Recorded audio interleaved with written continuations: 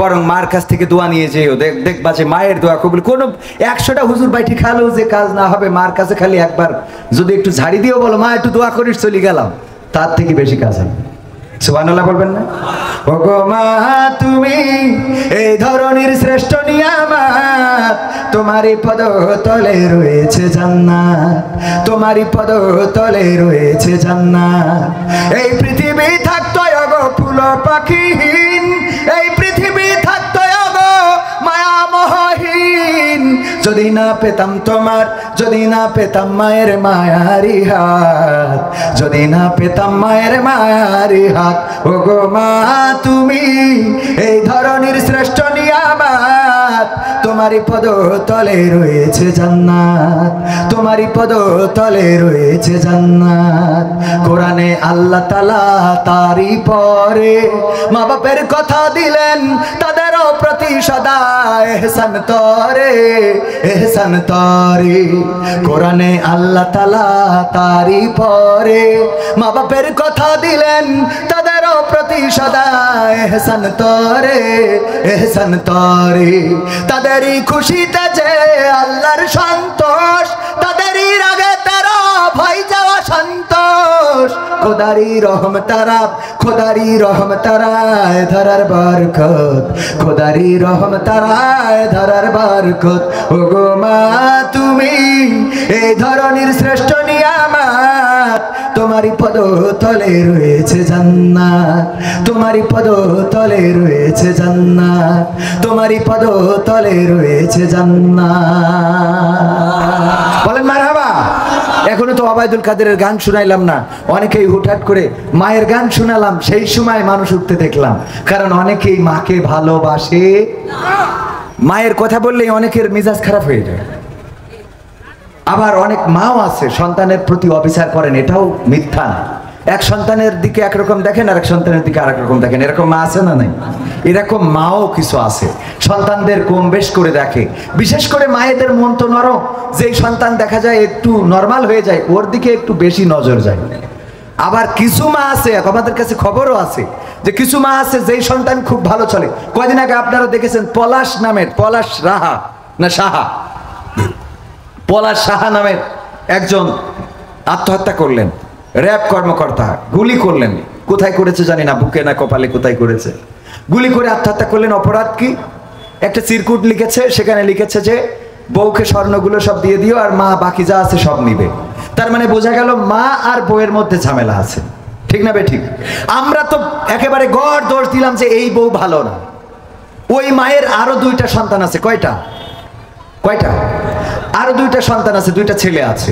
তো যেহেতু এই বউয়ের সাথে সন্তানের বনিবনা হচ্ছে না, মানে ওই বউয়ের সাথে তার ছেলের বনিবনা হচ্ছে না মাকে কেন্দ্র করে, সুতরাং মা কিছুদিন হইলেও তো ওই 2 সন্তানের পাশে যাওয়া যায়, ঠিক না বেঠিক? কিছু মা মনে করে বৌমা এইটা ওই যে ইব্রাহিম আলাইহিসসালামের ছেলের ইসমাইল আলাইহিসসালামের সেই উদাহরণ দেয় যে খুঁটি বদলাই দিও বা দরজার চৌকাঠ বদলে দিও। সেই শরিয়ত ছিল ইসমাইল আলাইহিসসালামের পরে, কিন্তু আমাদের নবীর শরিয়াতে এমন নাই যে বৌমাকে শাশুড়ির এইটা করাই লাগবে। আমার কথা যদি ভুল হয় কেউ বলতে পারেন। নীতি নৈতিকতা, সামাজিকতা, দায়িত্ববোধ থেকে বৌমারা শাশুড়িকে খেদমত করবে এই জন্যে যে যেন ইনি শাশুড়ি হইলে ওনাকে ওনার পুত্রবধূ খেদমত করে। কথা কি বোঝা গেছে? কিন্তু সরাসরি করতেই হবে, না করলে আর কোনো দুনিয়ায় তার জায়গা হবে না, এরকম কোনো কথা নেই। তো মাথায় রাখতে হবে যে অবশ্যই পুত্রবধূরা করবে, কিন্তু শাশুড়িরও মাথায় রাখতে হবে এই পুত্রবধূর সাথে একটু ভালো আচরণও করি। এরকম আছে না? নিজের মেয়ে যদি জামাইয়ের বাড়ি ভালো থাকে, জামাই যদি মাস শেষে বেতন পেয়ে মেয়ের হাতে টাকা তুলে দেয়, শাশুড়ি গর্ব করে বলে জামাই একখান পাইছি, জামাই এখন পাইছে। আমার মেয়ের কথা ছাড়া কোনো কথা শোনে না, বেতন পাই এই নিয়ে আমার মেয়ের হাতে তুলে দেয়, তারপরে আমার মেয়ে যেমনে বলে সেমনে খরচ করে। সুবহানাল্লাহ। কিন্তু যদি নিজের ছেলে বেতনের টাকা পুরাটা না, বেতন পাওয়ার পরে 5,000 টাকাও যদি বোর হাতে দেয়, কয় শেল কুকুর একটা মানুষ করেছি, কুত্তা একটা পেটে ধরিলাম, কথা কয় না, কয় কুত্তা একটা পেটে ধরিলাম, ওরে বাবা 5,000 টাকা নগদ বৌমার হাতে তুলি দিলে আমার শোনাচ্ছা, কথা কয় না। যদি জামাই শাশুড়ির জন্য সিলভার কাপ একটা নিয়ে আসে, ও আর সিলভার কাপ থাকে না, ওই ইলিশ মাছই যায়। কথা কয় না, কয় এবু তোকে জামাই তোর জন্য কিছু নিয়ে আসে? কয় না আল্লাহ, আমার জামাই বাজারতে এইরাম বড় একটা মাছ নিয়ে আসে। এইরাম বড় বাবা বটিতে ধরছিল না। আর ওর ছেলে যদি কটা পুটি পাটা সুনোসানা কিনে নিয়ে শ্বশুর বাড়ি যায়, আর এই মাছ যদি খবর পায়, ও বাবা শিলকুকুর আসুক বাড়ি, ওর মাছ নিয়ে যে শাশুড়ির করতে তো আবার বার করি তো আনে ও। কথা কয় না, সত্য বলছি না মিথ্যা বলছি? ও জামাই এনে খাওয়ালে খুব টেস্ট লাগে, আর ছেলে একটু শ্বশুরির খাওয়ালে তোমার মাথা গরম হয়ে যায়।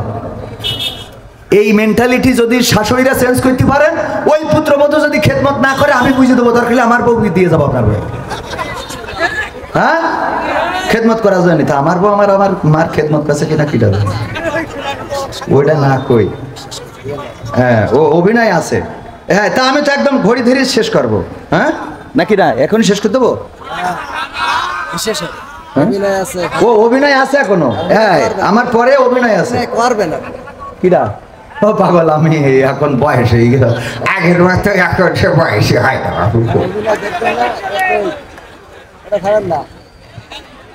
থাক, আমি এখনো 2-3টা গান গাবো, এখন ওবায়দুল কাদের গান শোনাইনি, ঠিক না বে? ঠিক তো ওই কাদের কাকার গানটা তো শোনাইতে হবে। হ্যাঁ, মা বোনদের শোনালাম, তারপর যুবকদের, তুমি যার লাগিয়া এমবি ভরো তার তো বাটন ফোন, ওরে কেমন করে বুঝবে রে সে, কেমন করে বুঝবে গো সে, ডিজিটাল তোর মন। তুমি যার লাগিয়া এমবি ভরো তার তো বাটন ফোন, মেসেজ দিলে সিন করে না, দেয় না তো রিপ্লাই, ভিডিও কলে বলবা কথা, ক্যামেরা তার নাই রে, ক্যামেরা তার নাই, মেসেজ দিলে সিন করে না, দেয় না তো রিপ্লাই, ভিডিও কলে বলবা কথা, ক্যামেরা তার নাই রে, ক্যামেরা তার নাই। ওরে ডিজিটাল এই যুগ জামানাই, ডিজিটাল এই যুগ জামানাই, অ্যানালগ তার মন। তুমি যার লাগিয়া এমবি ভরো তার তো বাটন ফোন, প্রেম প্রীতি ভালোবাসা বিয়ের আগে নয়। এই ঠিক, এবার আসতে কেন কথা বলি, ঠিক না বেঠে? প্রেম প্রীতি ভালোবাসা বিয়ের আগে নয়, মনের মধ্যে রাখো যুবক আল্লাহ তাআলার ভয় রে, পরকালের ভয়। প্রেম প্রীতি ভালোবাসা বিয়ের আগে নয়, মনের